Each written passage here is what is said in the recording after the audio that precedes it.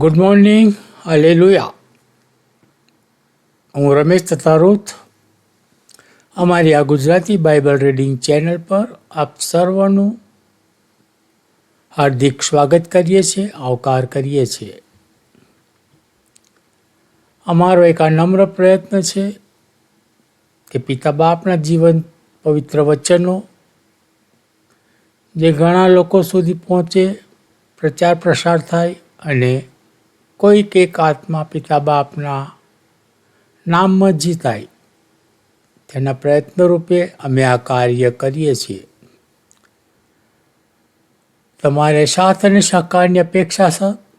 અમે આપને વિનંતી કરીએ કે અમારી ચેનલને સબસ્ક્રાઈબ કરો, પોતાના ગ્રુપ કે મિત્ર વર્તુળમાં શેર પણ કરો અને લાઈક કરવાનું ન ભૂલશો. તમારી સબસ્ક્રિપ્શન અને તમારી લાઈક અમારા આ કાર્યને વધુ મોટિવેટ કરે છે અને અમે આ કાર્ય કરવાને માટે વધુને વધુ ઉત્તેજન પ્રાપ્ત કરીએ છીએ.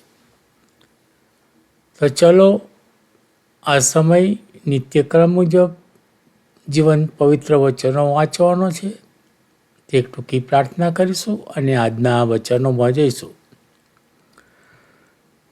ધન્યવાદ પિતાજી, તમારા નામનો આભાર માનીએ, તમારો આભાર માનીએ કે આ દિવસ તમે અમારા જીવનમાં આપ્યો, દિવસને આશીર્વાદિત કીધો અને આ ઘડી, આ તક તમે અમારા જીવનમાં પૂરી પાડી કે અમે તમારા જીવન પવિત્ર વચનોનું વાંચન કરી શકીએ, તેનું શ્રવણ કરી શકીએ. એ તમામ બાબતોને માટે વિશેષ પિતા બાપ, આજના વચનો વાંચવાને માટે અમારી સહાયતા મદદ કરો, શ્રોતાજનોની સહાયતા મદદ કરો. તમારા હાથોમાં સોંપાતા અમારી વિનંતી તમારા પુત્ર મસીહ ઈસુના નામમાં તમારી સમક્ષ લાવીએ છીએ.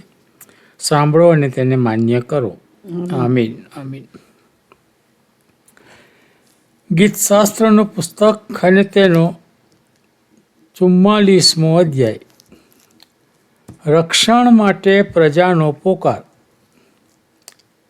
હે ઈશ્વર, જે કૃત્યો અમારા પિતૃઓના સમયમાં એટલે પુરાતન કાળમાં તમે કર્યા હતા, તે વિશે તેઓએ અમને કહ્યું છે, તે અમે અમારા કાનોએ સાંભળ્યું છે.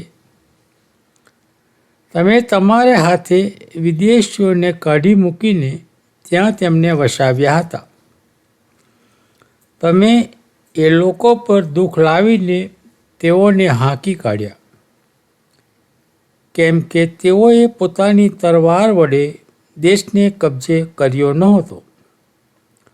વળી તેઓએ પોતાના ભુજ વડે પોતાનો બચાવ કર્યો નહોતો, પણ તમારા જમણા હાથે, તમારા ભુજે તથા તમારા મુખના પ્રકાશે તેમને બચાવ્યા હતા, કેમ કે તમે તેઓ પર પ્રસન્ન હતા. હે ઈશ્વર, તમે મારા રાજા છો. યાકૂબને માટે તારણ ફરમાવો. તમારી સહાયથી અમે અમારા વેરીઓને જમીનદોષ કરી નાખીશું. તમારે નામે અમારી વિરુદ્ધ ઉઠનારાને છૂંદી નાખીશું, કેમ કે હું મારા ધનુષ્ય પર ભરોસો રાખીશ નહીં અને મારી તલવાર પણ મારો બચાવ કરશે નહીં. પણ તમે વેરીઓથી અમને બચાવ્યા છે. તમે અમારા દ્વેષીઓને લજાવ્યા છે. આખો દિવસ અમે ઈશ્વરની સહાયને લીધે ફુલાસ મારી છે. અમે સદાકાળ તમારા નામની આભાર સ્તુતિ કરીશું. શેલા. પણ હવે તમે અમને દૂર કર્યા છે તથા ફજેત કર્યા છે અને અમારા સૈન્યોની સાથે તમે બહાર આવતા નથી.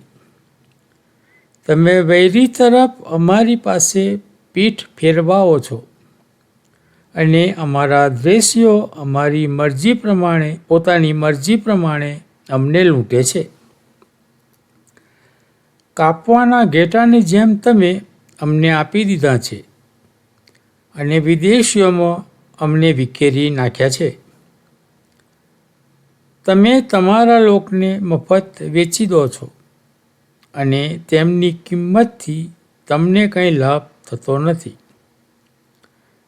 તમે અમને અમારા પડોશીઓની આગળ મહેણારૂપ તથા આસપાસ રહેનારાઓની આગળ તિરસ્કાર તથા મશ્કરીરૂપ કરો છો. તમે અમને વિદેશીઓમાં કહાણીરૂપ અને લોકોમાં માથા હલાવવાનું કારણ કરો છો. આખો દિવસ મારી આગળથી મારું અપમાન ખસતું નથી અને મારા મુખ પર થતી ફજેતીએ મને ઢાંકી દીધો છે. નિંદા તથા દુર્ભાષણ કરનારા બોલને લીધે અને શત્રુ તથા વેર વાળનારની દ્રષ્ટિને લીધે આવું થાય છે. આ બધું અમારા ઉપર આવી પડી છે, તોય અમે તમને વિસરી ગયા નથી અને તમારા કરાર પ્રત્યે અમે નિમક હરામ થયા નથી. અમારું હૃદય પાછું હટી ગયું નથી અને અમારા પગલાં તમારા માર્ગ પરથી અન્ય માર્ગે વળ્યા નથી. તો પણ તમે શિયાળવાની જગામાં અમને કચડ્યા છે ને મોતની છાયાથી અમને ઢાંકી નાખ્યા છે. જો અમે અમારા ઈશ્વરનું નામ વિસરી ગયા હોઈએ અથવા પારકા ઈશ્વર તરફ અમે અમારા હાથ પસાર્યા હોય, તો ઈશ્વર જે હૃદયની ગુપ્ત વાતો જાણે છે તે શું તે ખોડી કાઢશે નહીં?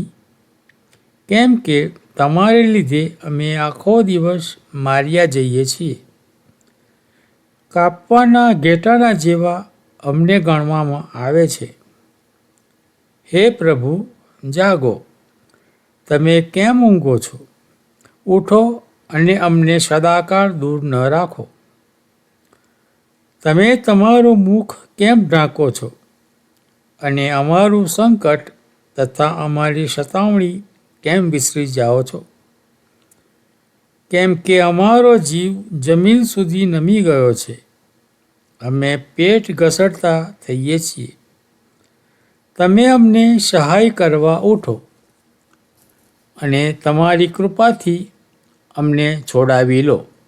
પ્રભુ, આ વાંચેલા જીવન પવિત્ર વચનોને પુષ્કળ આશીર્વાદિત કરો.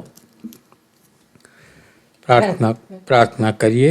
પવિત્ર પવિત્ર પવિત્ર સૈન્યોના દેવ એવા બાપ, તમારો આભાર તો ઉપકાર માનીએ છીએ કે આજના તમારા જીવંત વચનોને પ્રભુ પિતા બાપ સમજવાને જીવનમાં ઉતારવા માટે અમારી સહાયતા મદદ કરો. શ્રોતાજનોની સહાયતા મદદ કરો. આ વચનો ઘણા લોકો સુધી પ્રચાર પ્રસાર પામે અને તમારા નામને માન મહિમાને ગૌરવ મળે એવું તમે થવા દો બાપ. વિશેષ પિતા બાપ, ઘણા કુટુંબોની અંદર અત્યારે બીમારી હશે, ત્યારે પિતા બાપ એવા કુટુંબોને અમે યાદ કરીએ છીએ કે તમારા ઘાયલ તંદુરસ્ત હાથના સ્પર્શ વડે એ સગળી બીમારીઓને દૂર કરો. ઘણાઓને પિતા બાપ જાત જાતની બીમારીઓની અત્યારે અસરો લાગે છે. ઘણાઓને કેન્સર હોય છે, ઘણાઓને ડાયાબિટીસ હોય છે, ઘણાઓને બ્લડ પ્રેશર હોય છે, કોઈને લકવા થયો છે. આવા જાત જાતના અને ભાતના રોગો આ પૃથ્વી પર છે. પણ તમે પિતા બાપ સાજું કરનાર, સાજાપણું આપનાર એવા પવિત્ર દેવ છો. ત્યારે પિતા બાપ તમારા ઘાયલ તંદુરસ્ત હાથના સ્પર્શ વડે આ તમામ રોગોને તમે નાશ કરો અને સઘળા લોકો તંદુરસ્ત નિરોગી બની તમારા નામને માન મહિમાને ગૌરવ આપે એવી કૃપા તમે થવા દો. દરેક ઘૂંટડો તમારી આગળ નમે એવી કૃપા પણ અમે તમારી પાસે માગીએ છીએ બાપ. અમારા દેશ અમેરિકાને આશીર્વાદિત કરો. અમારા દેશના રાજનેતાને આશીર્વાદિત કરો બાપ. ભરીને પ્રભુ પિતા, અમે તમારી સમક્ષ આવીએ છીએ અને વિનંતીઓ કરીએ છીએ. અમારાથી જાણે અજાણે થયેલા અમારા પાપોની તમે ક્ષમા આપો અને અમારો તમારા બાળકો તરીકેનો સ્વીકાર કરો બાપ. તમે આવો ત્યારે તમને મળવાને માટે અમે હર હંમેશ તૈયાર હોઈએ, તેને માટે પણ અમે તમારી કૃપા માગી લઈએ છીએ. અમારા દેશ અમેરિકા અને અમારા દેશના રાજનેતાઓની પર તમારી આશીષની વર્ષા થવા દો અને આ દેશનું સુકાન તમારા હાથોમાં રહે એવી કૃપા પણ અમે તમારી પાસે માગીએ છીએ. હવે પછી તમારા હાથોમાં સોંપાતા અમારી વિનંતી તમારા પુત્ર અમારા પ્રભુ ઈસુ મસીહના નામમાં તમારી સમક્ષ લાવીએ છીએ સાંભળો અને તેનો સ્વીકાર કરો પિતા. આમીન આમીન.